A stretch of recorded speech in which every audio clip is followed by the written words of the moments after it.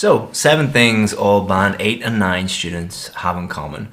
So, over the years, I've worked with thousands of students who've got a Band 8 or a Band 9. And one of the things that we do inside our VIP course is we actually interview a lot of these Band 8, Band 9 students because I'm kind of obsessed with the common things, the things they all have in common, what they do, what they don't do, the reasons why they're getting a Band 8 or a Band 9. So, we're going to show you now 7 things that contributed to most of these students getting a Band 8 or a Band 9. So number 1, they all read and listen to English every single day. So that might sound really obvious, but what is happening when you are reading and listening to English every day? Well, it's not only improving your reading skills and your listening skills, it's also improving your vocabulary, it's improving your grammar, it's improving things that you wouldn't even think about, such as your idea generation for writing and speaking, your idea development. All of these things that are absolutely crucial to you getting a Band 8 or a Band 9 come from reading and listening every single day. And one of the things that we find with them is they're not reading for like 4 or 5 hours every single day. They're just finding a small amount of time each day, but they're doing it consistently. So a lot of the students who we work with say that, they read or listened to English for 15 minutes a day on the bus on the way to work, or they did it first thing in the morning when they woke up, or last thing before they went to bed. But the common thing that they all had was consistency, and they all did that. Also, they were actively doing something when they were reading or listening to English. So they weren't just reading and not really paying attention, or listening to a podcast or a movie and looking out the window and daydreaming at the same time. They were focusing on particular things like pronunciation or vocabulary or grammar or idea development, thinking about something and focusing on one thing while they were doing that. So it's really, really important that you understand that and that you actually do it. The second thing they did was keep it simple. If you are a student of mine, you will probably hear the words keep it simple more than anything else. And why is this? Well, when you fail a test, the natural human reaction is, I need to make everything more complicated, more complex. I need more complex grammar, more complex vocabulary, more complex ideas.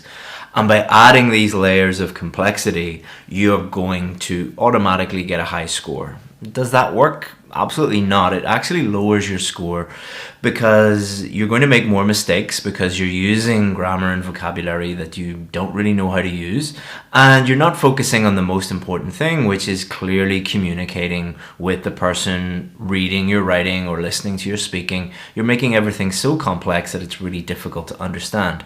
So in order to move forward and get a higher score, often you need to simplify everything. And I don't mean to only use the simplest words possible or the simplest ideas possible.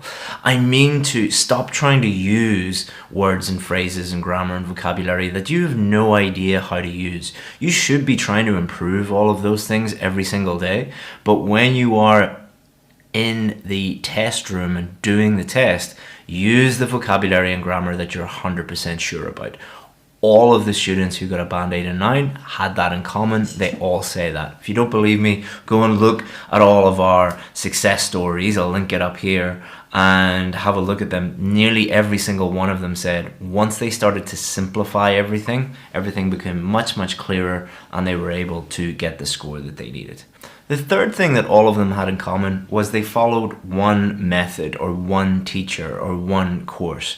Now, I'm not saying this because I want you to follow me. I'm not saying that I am the only person to follow or my strategies are the only strategies that work. In fact, there are many, many, many different teachers, different strategies that you could follow and you could get a Band 8 or a 9. There are also many strategies and teachers that you could follow that would pretty much guarantee that you would never get that score. But what you need to do is find one teacher or one course or one source of information that you trust. So there's 2 important things here, that you trust them. How are you going to know if you can trust them? Well, look at their past results. Look at their success stories from the past. If they're good at what they're doing, they should have hundreds and hundreds and hundreds of success stories. Once you find that person or that method or that whatever, then follow that and that only. Why is this? Well, let's just take writing as an example. Your writing is going to be a reflection of your thinking. If you're going in there with 7 different structures and 17 different ways of doing everything, you're going to be very, very confused. So your writing is going to be very, very confused. Also, you're going to waste a huge amount of time because one way is enough of doing this. I was talking to a student recently, and we were talking about how to start their conclusion. And they said, how do I start a conclusion? I said, just write in conclusion or to conclude. And they said, my other teacher told me, and they gave me a list of like 9 different ways to start your conclusion. And I said, how many conclusions are you going to be writing? 1. So how many ways should you learn how to start this? 1. Everything else is just a waste of time. There's no like magic way to start your conclusion which is going to result in a really high score. That's not how it works. So focus on one person that you trust and stick with them and ignore everything else. The 4th thing they all did was they did consistent work over quite a long period of time. Not a single one of those Band 8, Band 9 students said, do you know what, Chris? What I did was just a couple of days before the test, I looked up a couple of YouTube videos and looked up some blog posts on top 10 tips, and magically I got the score that I needed. None of them said that. Also, none of them said, actually I didn't do any work, it was really, really easy. None of them said that. All of them said, I did work consistently over a long period of time. They didn't try and cram everything into the days and weeks before their test. They took a long-term view, and most of them worked on it for months, if not years. Many of them who got a Band 9 didn't start years before thinking about, I'm going to do the IELTS test, but they were improving their linguistic ability, improving their English for years up until that point. The IELTS test is an English test, so it's a very, very good idea to become better at English before you start the IELTS test. So they did a lot of work consistently every single day over a long period of time. Didn't cram, just did a little bit of work. And many of them had a very, very good mindset and were very disciplined. So most of them who you speak to, you'll hear them say things like, I was very good with time management and I changed the way that I organized my time and I thought about my productivity.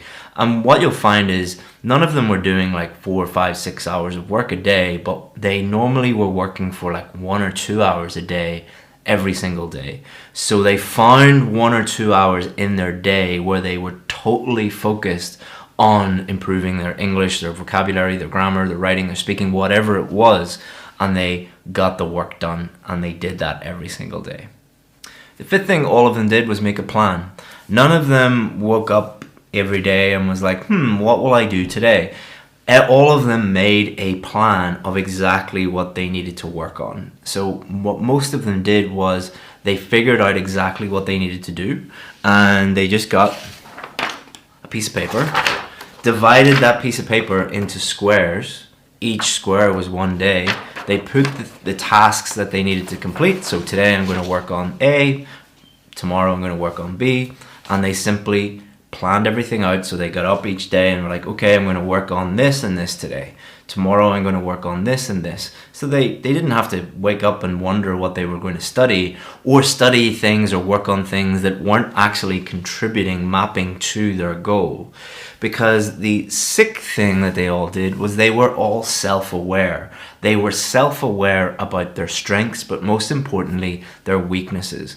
If you're hoping to get any score in the IELTS test, there are specific things that you need to work on. Let's just take grammar, for example. You might need work on your articles, or your prepositions, or your punctuation, or your verb-subject agreement, or your countable, uncountable nouns.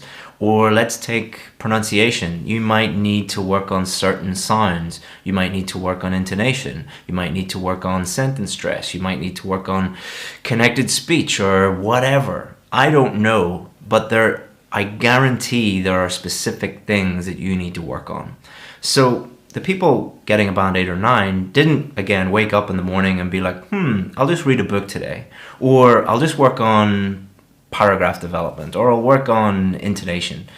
They were working on their weaknesses and turning their weaknesses into strengths. Because if, let's say, for example, you're getting 6.5, that means you're getting 7 in some things, but 6 in other things. So is it a good idea to work on the things that you're already strong in? No, work on the things that you're weak in and bring you up to that level. Because if you need a band 8, band 9, everything needs to be at a band 8. Everything needs to be at a band 9. So figure out what you're not good at, because in order to get a band 9, you need to learn how to do band 9 things. In order to get a band 9, you need to do band 9 things. Most of you can't do those things. So you need to work on doing them and focus on those specific areas. For many of you, let's say your pronunciation, your use of sounds, your clarity, no problem whatsoever. But your intonation, band 9. But your connected speech, your sentence stress, those are the two things that you need to work on. Work on your weaknesses, turn your weaknesses into strengths. And last but not least, the 7th thing and the most important thing is they actually did the work. If you need to get better at doing push-ups, you're not going to read a book on push-ups. You're going to do push-ups. If you need to become a better long-distance runner, guess what? You're going to have to run a very long way. If you need to get stronger and lift heavier weights, you can't watch YouTube videos on how to lift heavier weights. You have to lift heavier weights. In order to get a band 9, you have to start doing band 9 things. They did the work and then they got feedback on their work and then they took action on that feedback and improved consistently every single day. And not one thing that I've said today is a magic trick or a shortcut or a tip or a hack. There are no hacks, there are no shortcuts.